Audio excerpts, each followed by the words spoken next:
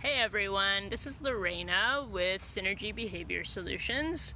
I'm in a different environment today. I actually came to the very large, beautiful park across the street from my house to talk about dog parks and dog park etiquette and dog play and social interaction. And of course, this is something that people write dissertations on and write books on, and I will recommend some books toward the end of the live. But I'm just going to give a few thoughts on some of the things that I find really important when we consider places like dog parks, and also talk about some of the, I think, harmful myths and narratives that we tell ourselves about dogs. Hi Kathleen, nice to see you. Thanks for joining, and feel free to share this. I think this is really important information for folks who have dogs and often will assume that dog parks are a good place to take their dog. And I am in no way trashing dog parks. I love them, and I go often to observe dog behavior at parks like this. So I'm at Fern Park in Portland, Oregon. Hi, Anita. And this is a really large, beautiful park. There's a very large dog park with a big open grassy area that's hilly, and then there's some woods, and then some more hills behind it. Hi, Diana. And it also isn't a fenced dog park. So this is a very massive park, and I would say that there are technically these pylons that indicate where the dog park ends, but we know that most people don't really follow those. And so I would say that this park, often you will see off-leash dogs throughout the park. Which is a separate conversation. But right now I'm here with, my hope was to maybe see some dog-dog interactions, which might happen. It's a little bit quiet today, but I will describe a little bit of what I'm seeing that I actually really like. So there are probably 6 dogs here right now, spread in different sections of the park, and it's really nice and calm and quiet. And the reason for that is because every single one of these dogs right now is engaged with their human, and so they're here either playing fetch with their person, they are chasing their child human friends around, they are hanging out with the dogs in their family group. And so there's not a lot of greetings happening and not really any dog play happening, which I actually really like. There's nobody being chased, there's nobody being bullied. It's fairly calm and relaxed, and because it's such a wide open space, it makes it easier for the dogs to be able to take the space that they want. And that's something to think about if you're somebody who takes your dog to a dog park, or you would like to take your dog to a dog park. Consider the dog park from your dog's perspective. So is the dog park in your community a small fenced area with no trees, no bushes, nothing to hide behind or break visual contact? Is your dog park just a bunch of concrete or gravel that might be not super pleasant for your dog's paws to run around on? Is your dog park small and packed with dogs? Is your dog able to take space away from a dog that it's not having a pleasant interaction with? If that's not the case, I would probably avoid that park.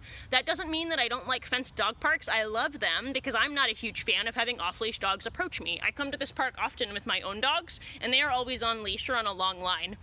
Because they're not dogs that necessarily want to be approached by other dogs. So if I come to this dog park, it's to observe other people's dogs. It's because my dogs would not enjoy that experience. So that's a phrase that I introduced on Tuesday, and I would love for you to start playing with it and think about experiences from your dog's perspective, and think about what it means for your dog to be engaged in a particular activity, even if it sounds fun to you. And I think that dog parks in particular are something that we assume are positive experiences for our dogs, and assume that our dogs need to go to them to interact with other dogs. This is not the case. I would say that there is quite a bit of research around what is called the co-evolutionary model of dogs and humans. Hi, Carolina. And it is probably true that dogs do need relationships with people, but they do not need relationships with other dogs. And a lot of folks will bring their dogs to a dog park to socialize them, and I think that there is a misunderstanding of what socialization means, which also is a different conversation. But if your dog does not behave appropriately with other dogs, you should not be going to dog parks. You should be probably consulting with a veterinary behaviorist or a force-free trainer and trying to work through what is the root of why your dog doesn't interact appropriately with other dogs. So on that note, I want to talk a little bit about what appropriate dog interactions actually look like. So when dogs greet, they do not greet head on. So two well-socialized dogs greeting for the first time, which I will say is a rare occurrence, especially in the United States. And I think that's because we have a lot of leash laws, and don't get me wrong, I love leash laws and I want them to be a thing. However, the issue with leash laws is that often dogs are greeting in a way that is more human-directed greeting and human-like than dog-like. So humans tend to greet walking directly up to someone, making eye contact is usually considered polite, at least in the United States and some European countries. And then we shake and we have a face-to-face interaction. That's not polite in dog society, and in dog society it's quite rude to approach head-on. And leashes actually force that, especially when we walk in a straight line toward other dogs on sidewalks. It is my belief, and there is not like a huge amount of evidence except for anecdotal evidence supporting this, but I do think that's why we get a lot of leash reactivity, is because dogs are having so many unpleasant interactions with other dogs that don't need to be unpleasant while on leash, and then they get negative associations around those other dogs. So watching this happen is essentially two well-socialized dogs who are trying to greet will greet in a circular pattern. There will not be direct eye contact. There will be a lot of ground sniffing and what's called more like displacement behaviors. And they will approach sort of side by side, not in a threatening head-on direction. And there might be a brief nose touch, like boop, and then they will sniff each other's butts, as we've often seen. And then one of two things will happen. They will either break into play or they will disengage and ignore each other. Those are well-socialized dogs. Again, I don't see that very often. So what often happens is dogs at some point in that greeting chain are stuck or broken or struggling with a particular pattern.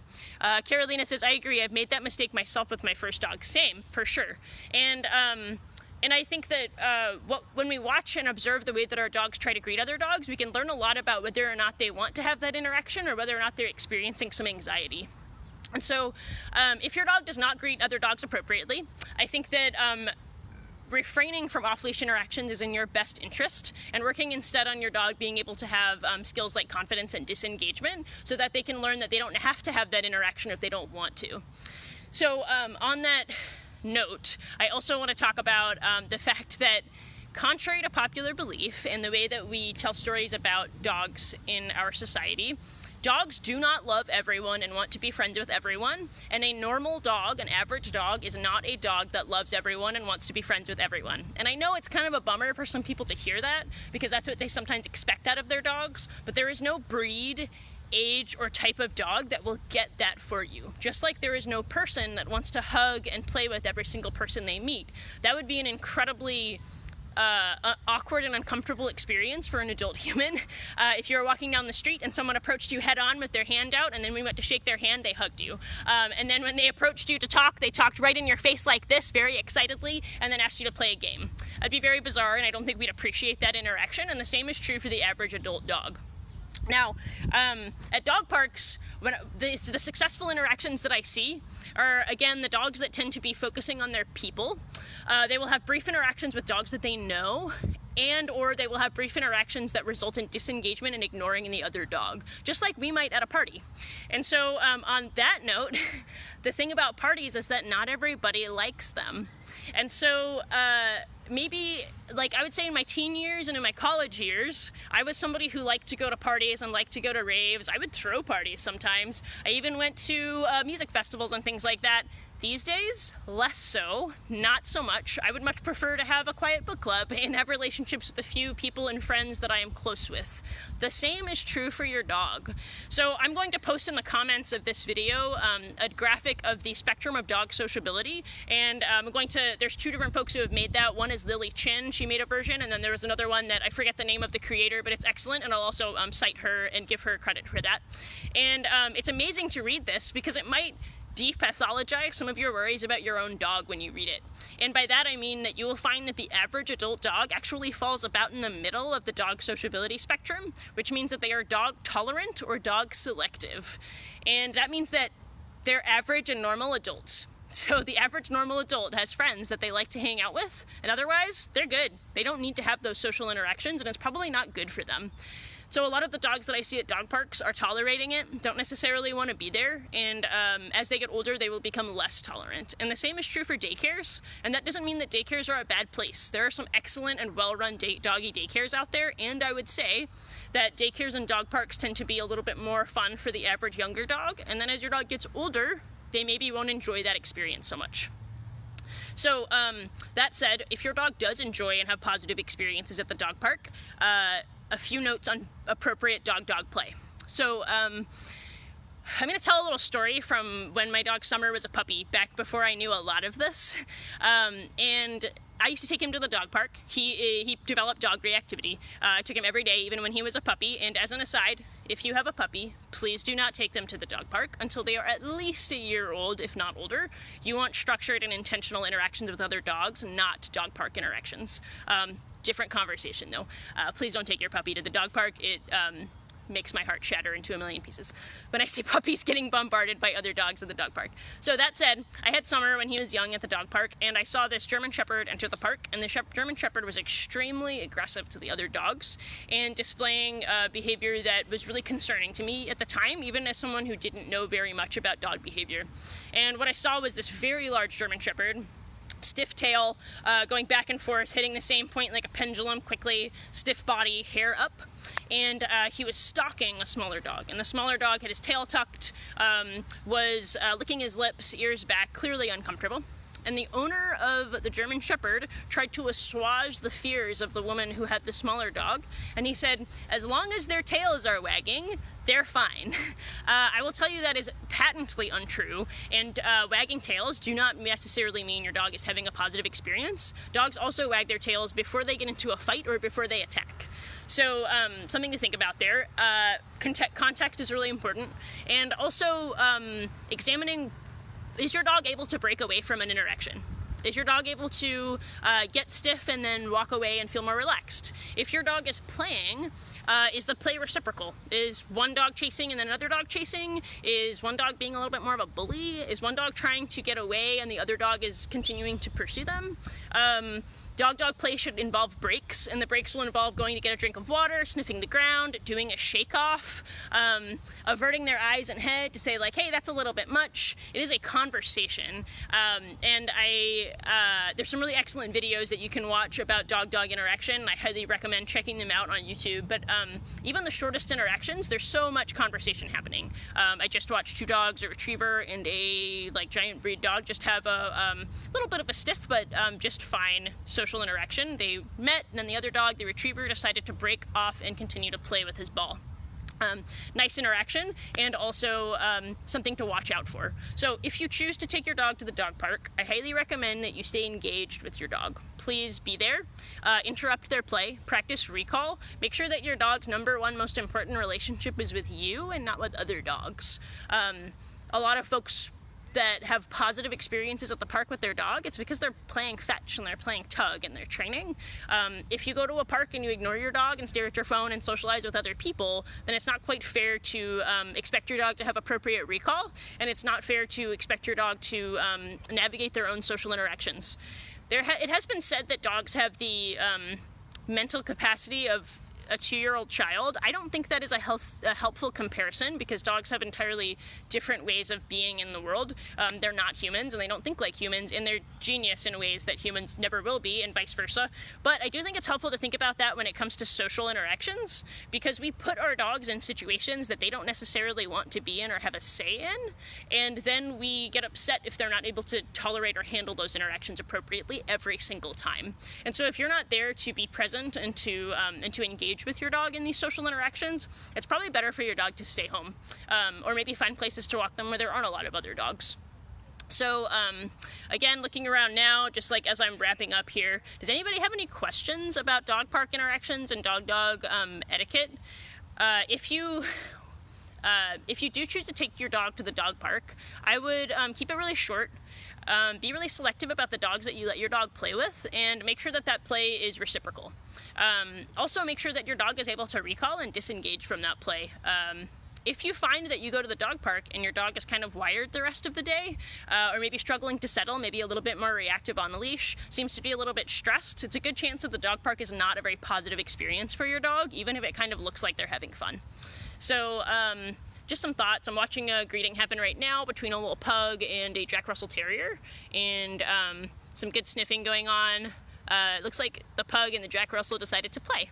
So they had some nice little sniffs. The Jack Russell wasn't super keen on the other dog sniffing his butt, which is a common broken spot in the greeting chain because it's like super uncomfortable if you're not very confident to have somebody put their face in your butt. It's also a little bit of a vulnerable position, but the pug was cool with it, and they ended up doing a little chase play, and now they're sniffing and having a more moderate arousal conversation, so that's nice to see. The Jack Russell has now moved away and wants to continue walking with his human. So a really nice brief interaction, and that's honestly how it should be. Knockdown, drag out, intense play almost always escalates into a negative interaction. If you have a puppy or an adolescent dog, the dog park is really not a great place for them to learn good social skills, especially given the expectations that we place on dogs, like I talked about on Tuesday. If you expect your dog to be able to go to places like the park and ignore other dogs and sit quietly while you have a picnic or your kid's birthday party, if you expect your dog to be able to be calm in the house while kids run around and play, if you expect your dog to be able to go to the barbecue with 7 other dogs and chill out, then the dog park is probably not a great place for them, because they will not be practicing that kind of calmness. So really thinking holistically about how dogs actually do generalize well, and whatever behaviors they're practicing and rehearsing every day, wherever they are finding their reinforcement is where they will continue to go in the future. So if you only take your dog to the dog park and that's the only play that he ever has, he's not going to choose you over the environment. He's going to choose the other dog every time. So be intentional about where you take your dog and where they're receiving their value in the world. And it doesn't mean that your dog shouldn't play with other dogs. It's more about being intentional and selective. And if I had a dog that enjoyed the dog park, which I do not right now, but if I did, I might do a nice long walk and some training and then go to the dog park for some brief greetings and social interaction, and then recall my dog and continue our walk. What do I want my dog to practice around other dogs? Mostly ignoring them and coming when called. Diana Waite is asking, my dog bowls smaller dogs in play, wants to play with everyone, he is an entire adolescent. Yeah, I think that's a really accurate way to describe an adolescent male dog, really any adolescent dog. It does sound like potentially play with other dogs is a little bit too high arousal, and so I would really try and balance out your dog's experiences so that he is having moderate arousal and almost like non-event interactions with other dogs. So that might mean a break from the dog parks for a while, and maybe a focus on friends that have those calm, chill dogs that your adolescent dog, while on leash, can practice things like mat games next to it, can practice recalling away from that dog, and not be super triggered by their fast movement. That actually brings up a really important thing that I had wanted to say in this live. Thank you, Diana. Size matters. And I'm not going to tell exactly what happened, but a client that I love dearly is no longer with us anymore because of an interaction that he had with a dog that was much, much, much bigger than him. And it was fairly recent. And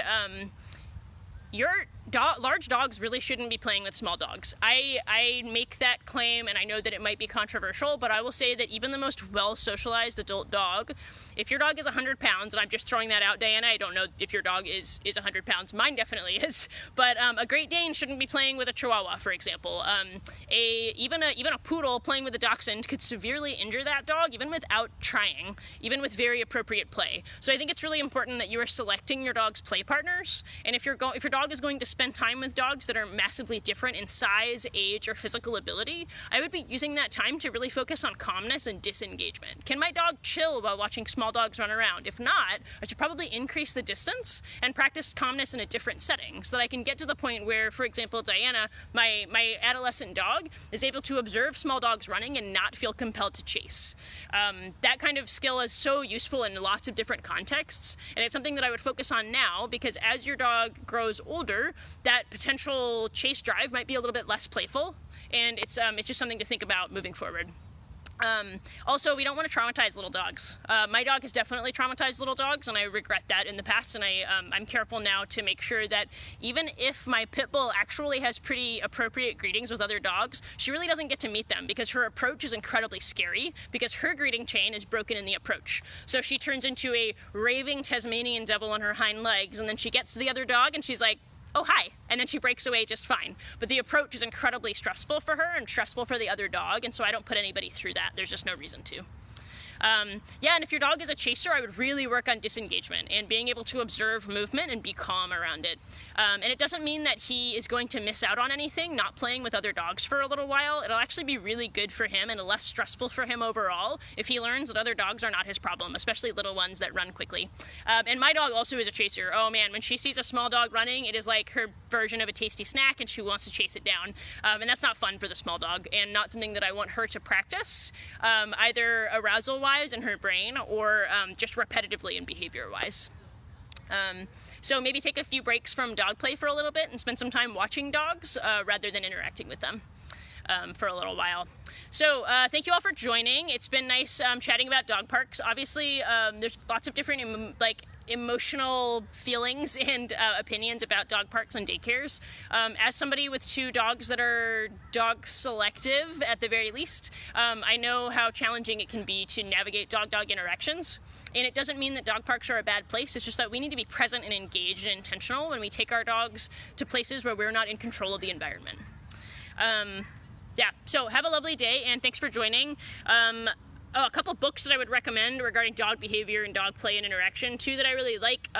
Patricia McConnell's The Other End of the Leash, always an excellent read if you have not read it. And I also really like Alexandra Horowitz' Inside of a Dog. That's a really helpful one too. She had some really great research actually for her graduate degree on dog play. So she actually did like tons of videos of watching dogs play at dog parks. Came out with some really interesting research. So be informed and advocate for your dog and err on the side of caution when you're having dogs interact with strange dogs. Have a lovely day.